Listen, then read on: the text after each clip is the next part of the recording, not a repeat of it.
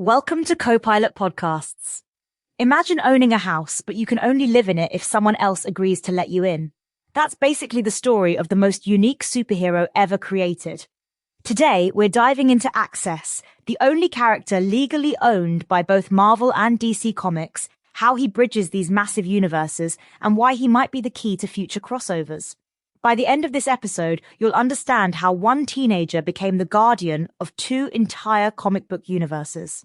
And what's really fascinating is that Access wasn't just created for fun, he was born out of necessity during one of the biggest events in comic book history. Right? Like, we're talking about a character who literally exists to explain how Superman and Spider-Man could meet. But before we get into Access, I have to ask, how did Marvel and DC even start doing crossovers in the first place? Oh, that's actually a pretty interesting story. See, the first official crossover was Superman versus the Amazing Spider-Man back in 1976. And get this, they didn't even bother explaining how these characters could meet. They just did. Wait, what? They just threw them together? Yeah, basically Peter Parker and Clark Kent just happened to be at the same reporters conference. No interdimensional portals, no cosmic events. They just existed in the same world. That's wild. So how did we get from that to needing a character like Access? Well, as crossovers became more common in the 90s, fans wanted explanations. They wanted to know how these separate universes could interact. That's where Access, or Axel Asher, comes in. And this is where it gets really interesting, right? Because Access isn't just a random character, he's actually tied to the very creation of the Marvel and DC universes. Exactly. According to the comics, in the beginning, there were two cosmic entities called the Brothers. They were basically the living embodiments of the Marvel and DC universes. Like cosmic siblings who just couldn't get along? Pretty much. These brothers once fought so intensely that they literally shattered reality, creating two separate multiverses, Marvel and DC. And Access? He's actually a living fragment of that original battle. Hold up, so Access is basically a walking, talking piece of the original universe? Yep, and that's what gives him his powers. He can create gateways between the Marvel and DC multiverses, teleport within them, and even time travel. But there's a catch, right? Because there's always a catch with these things. Oh yeah, big time. If Access stays in one place too long, he can actually cause spontaneous crossovers to occur. Like, heroes and villains just start randomly appearing in the wrong universe. So he's basically cursed to keep moving between universes forever? Pretty much. His job is to keep the universes separate and fix any crossovers that happen. And here's something really interesting. Once he fixes things, the characters usually forget the crossover even happened. You know what's kind of funny about all this? While we're talking about this character who keeps universes apart, there was this whole other thing where DC and Marvel actually tried to smush their universes together. Ah, you're talking about Amalgam Comics.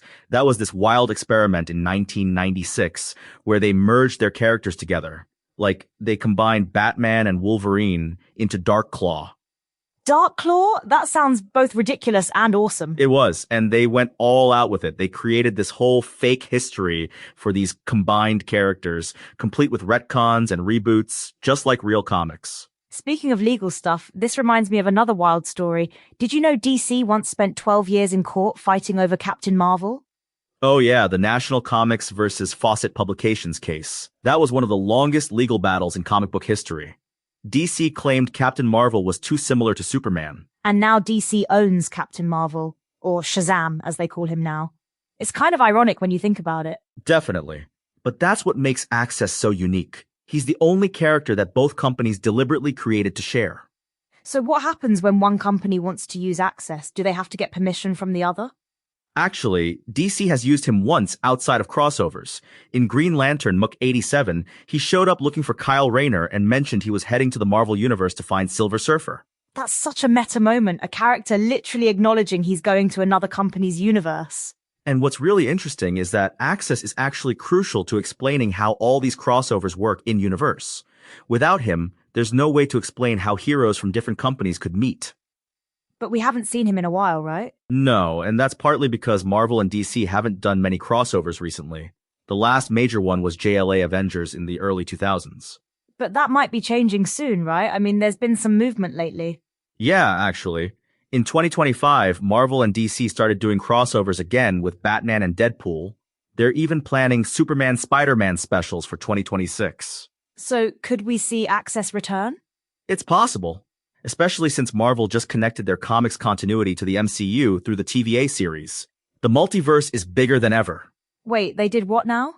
Yeah, in TVA number 1, they established that the MCU's Time Variance Authority exists in the same multiverse as the comics. They even reference events from the Loki TV series. So theoretically, Access could show up in the MCU? Well, that would require a whole new level of cooperation between Marvel and DC. But with James Gunn now running DC's film universe, some fans are hoping for a Marvel vs. DC movie someday. And if that ever happens, they'd need someone to explain how it's possible. Exactly. Access was created specifically for that purpose, to be the bridge between these universes. You know what's kind of mind-bending about all this? Access is basically a character whose whole purpose is to explain why characters can't normally cross over, but in doing so, he makes it possible for them to cross over. Right. He's both the solution and the problem. If he doesn't do his job, the universes could merge. But without him, there'd be no way for any crossovers to happen at all. It's like he's the cosmic hall monitor of comics. That's actually one of his nicknames, along with Man of Two Worlds. But here's what I find really interesting about Access. He represents this idea that even competing companies can create something unique together. Absolutely. And the Amalgam Universe showed just how creative that collaboration could be. They didn't just throw characters together, they really thought about how these universes could merge in meaningful ways. Like that cover they created showing their version of Crisis on Infinite Earths? Yeah. Instead of Superman holding Supergirl, it was Super Soldier holding American Girl. They really committed to building this whole alternate history. And Access remembers all of it, right? He's the only one who knows the truth about all these different universes and timelines? Exactly. He's literally the only being who can fully comprehend how all these different universes connect and interact. That's got to be lonely, don't you think? Well, according to the comics, he does have girlfriends in both universes, Ming-Kuo Fan in Marvel and Caitlin Fitzgerald in DC. Of course he does. Even his love life spans multiple universes. But you know what's really interesting? In one story, Access meets his future self, who turns out to be the old man who first told him about his powers. So he's basically stuck in this endless loop of finding himself and passing on his own legacy? Pretty much. It's like he's not just bridging universes, he's bridging time itself. That's actually kind of beautiful, in a cosmic comic book way. It really is. And it shows how sometimes the most interesting stories come from trying to explain how other stories work. So as we wrap up, what do you think Access represents for the future of Marvel and DC? I think he represents possibility. The fact that these two companies share ownership of him proves that collaboration is possible, even between competitors. And with all these new crossovers happening, we might just need Access again. After all, someone has to explain how Batman and Deadpool can meet up for coffee.